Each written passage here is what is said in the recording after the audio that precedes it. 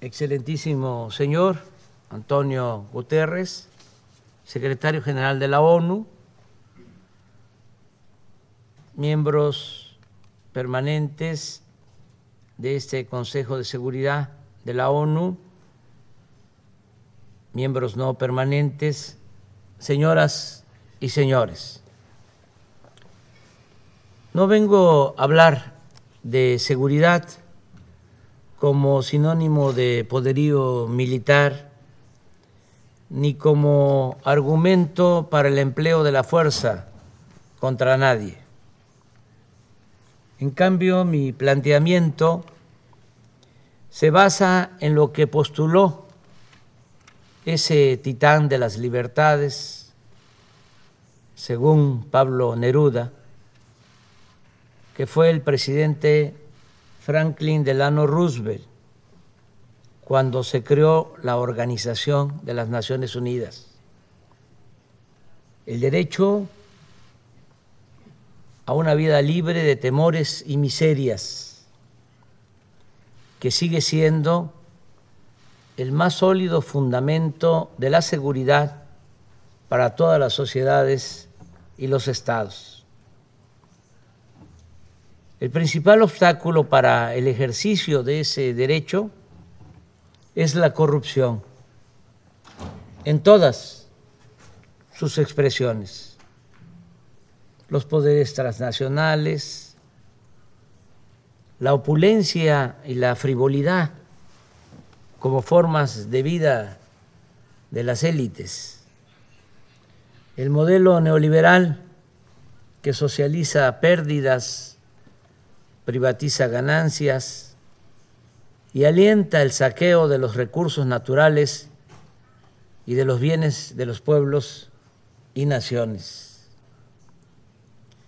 Es corrupción el que tribunales castiguen a quienes no tienen con qué comprar su inocencia y protejan a potentados y a grandes corporaciones empresariales que roban al erario o no pagan impuestos. Es corrupción la impunidad de quienes solapan y esconden fondos ilícitos en paraísos fiscales.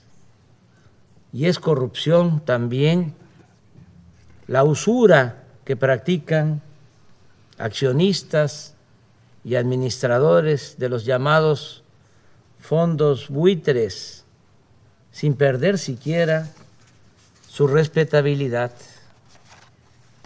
Sería hipócrita ignorar que el principal problema del planeta es la corrupción en todas sus dimensiones: la política, la moral, la económica, la legal, la fiscal y la financiera. Sería insensato omitir que la corrupción es la causa principal de la desigualdad, de la pobreza, de la frustración, de la violencia, de la migración y de graves conflictos sociales. Estamos en decadencia porque nunca antes en la historia del mundo se había acumulado tanta riqueza en tan pocas manos mediante el influyentismo y a costa del sufrimiento de otras personas, privatizando lo que es de todos o lo que no debe tener dueño, adulterando las leyes para legalizar lo inmoral, desvirtuando valores sociales para hacer que lo abominable parezca negocio aceptable. Veamos, por ejemplo, lo sucedido con la distribución de la vacuna contra el COVID-19. Mientras las farmacéuticas privadas han vendido el 94% de las vacunas, el mecanismo COVAX, creado por la ONU para países pobres, apenas ha distribuido el 6%. Un doloroso y rotundo fracaso. Este dato simple debiera llevarnos a admitir lo evidente. En el mundo actual, la generosidad y el sentido de lo común están siendo desplazados por el egoísmo y la ambición privada. El espíritu de cooperación pierde terreno ante el afán de lucro y con ello nos deslizamos de la civilización a la barbarie y caminamos como enajenados, olvidando principios morales y dando la espalda a los dolores de la humanidad. Si no somos capaces de revertir estas tendencias mediante acciones concretas, no podremos resolver ninguno de los otros problemas que aquejan a los pueblos del mundo. ¿Qué estamos haciendo en México? Hemos aplicado la fórmula de desterrar la corrupción y destinar al bienestar del pueblo todo el dinero liberado con el criterio de que por el bien de todos, primero los pobres. Optar por los pobres implica adicionalmente asumir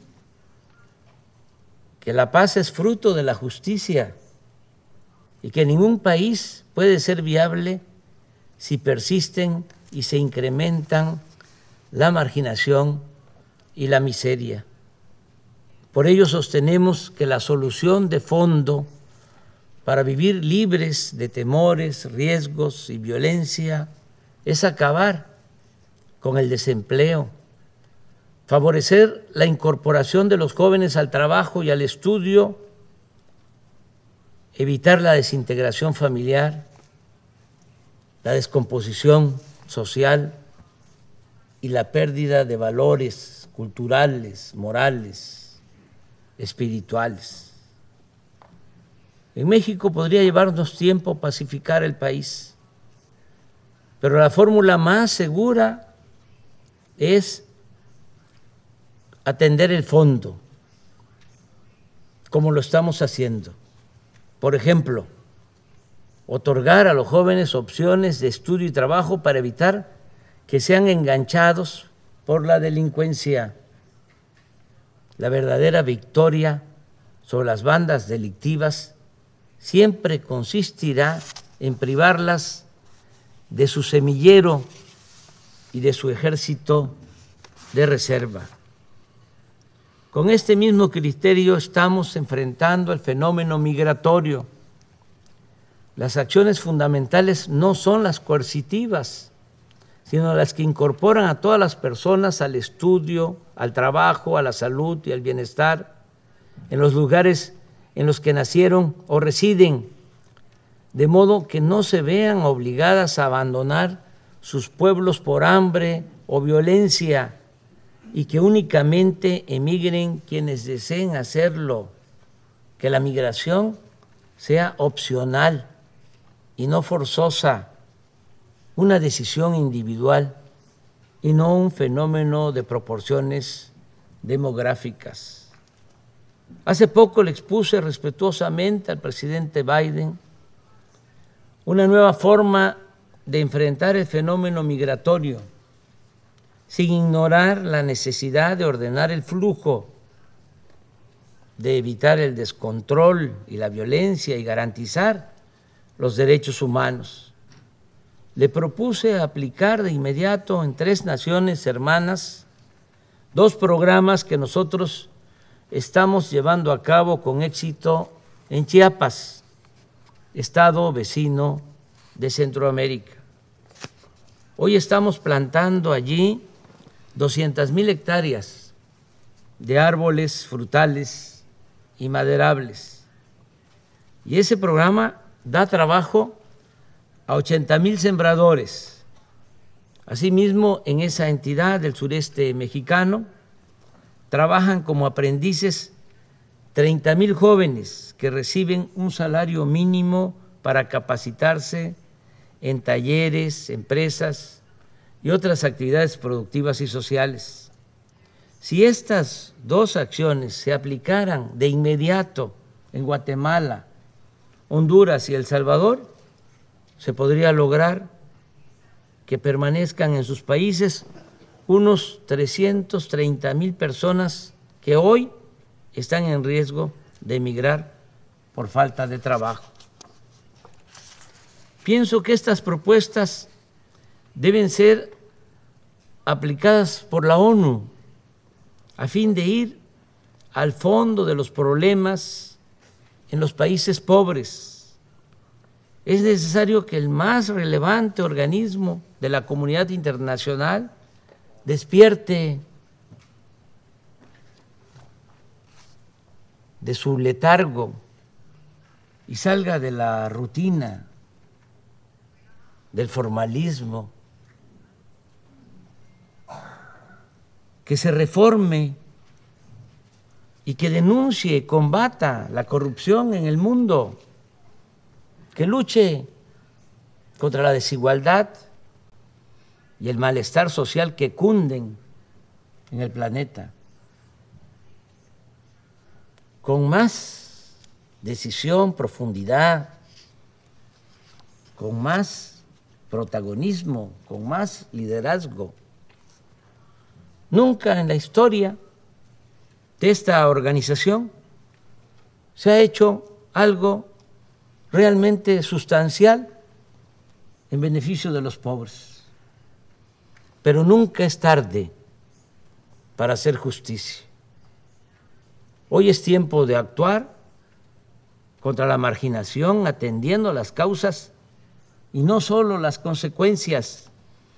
A tono con esta idea, en los próximos días la representación de México propondrá a la Asamblea General de las Naciones Unidas un plan mundial de fraternidad y bienestar.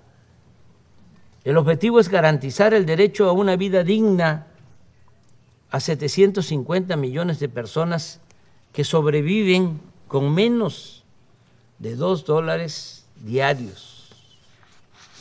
La propuesta de México para establecer el Estado Mundial de Fraternidad y Bienestar se puede financiar con un fondo procedente de al menos 3 fuentes: el cobro de una contribución voluntaria anual del 4% de sus fortunas a las 1,000 personas más ricas del planeta,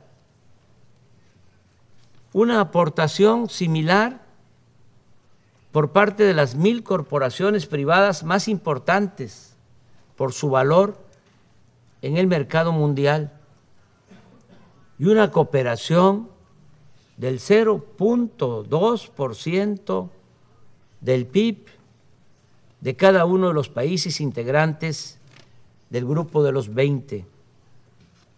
De cumplirse esta meta de ingresos, el fondo podría disponer anualmente de alrededor de $1 billón. En su informe anual, la ONU podría destinar un día para otorgar reconocimientos o certificados de solidaridad a personas, corporaciones y gobiernos que destaquen por su vocación humanitaria, ayudando a financiar el Plan Mundial de Fraternidad y Bienestar.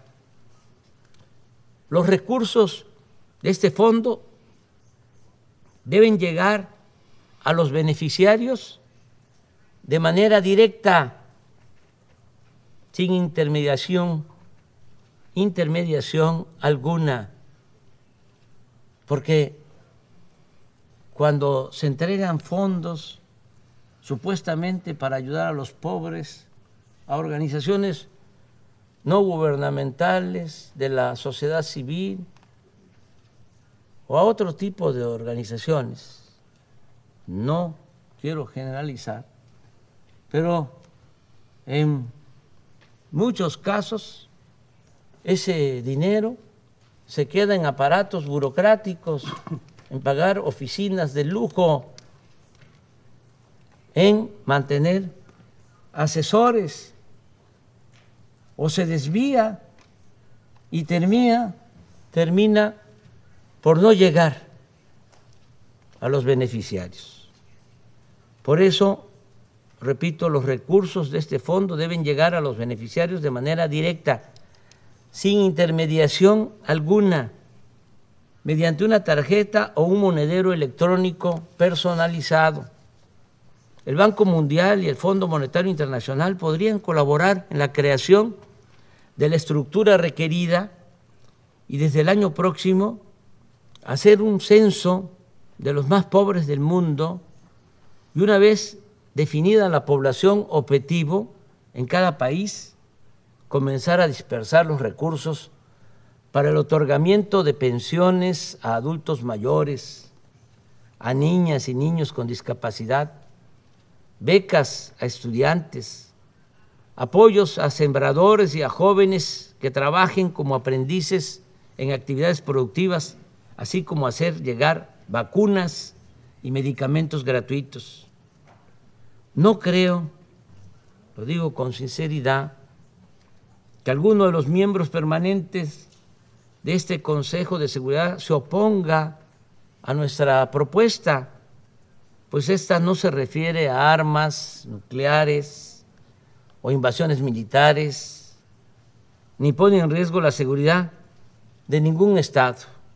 Por el contrario, busca construir estabilidad y paz por medio de la solidaridad con quienes más necesitan de nuestro apoyo. Estoy seguro que todas y todos, ricos y pobres, donantes y beneficiarios, vamos a estar más tranquilos con nuestra conciencia y viviremos con mayor fortaleza moral. Aquí recuerdo lo que sostenía Adam Smith: por más egoísta que quiera suponerse al hombre, evidentemente hay algunos elementos en su naturaleza que lo hace interesarse en la suerte de los otros, de tal modo que la felicidad de estos le es necesaria, aunque de ello nada obtenga, a no ser el placer de presenciarla. Con otras palabras, solo siendo buenos podemos ser dichosos. Y nunca olvidemos que es un deber colectivo de las naciones ofrecer a cada una de sus hijas e hijos el derecho a la alimentación, la salud, la educación, el trabajo, la seguridad social, el deporte y la recreación. Cierro recordando a dos patriotas y libertadores de nuestra América, José María Morelos y Pavón, siervo de la nación mexicana, que hace poco más de 2 siglos demandaba que se modere la indigencia y la opulencia. Y casi al mismo tiempo, Simón Bolívar aseguraba que el sistema de gobierno más perfecto es aquel que produce mayor suma de felicidad posible, mayor suma de seguridad social y mayor suma de estabilidad política. Es un honor estar con ustedes, miembros permanentes y no permanentes del Consejo de Seguridad de la ONU, que es lo más parecido a un gobierno mundial y que puede llegar a ser el organismo más eficaz para el combate a la corrupción y el más noble benefactor de los pobres y olvidados de la tierra. Muchas gracias.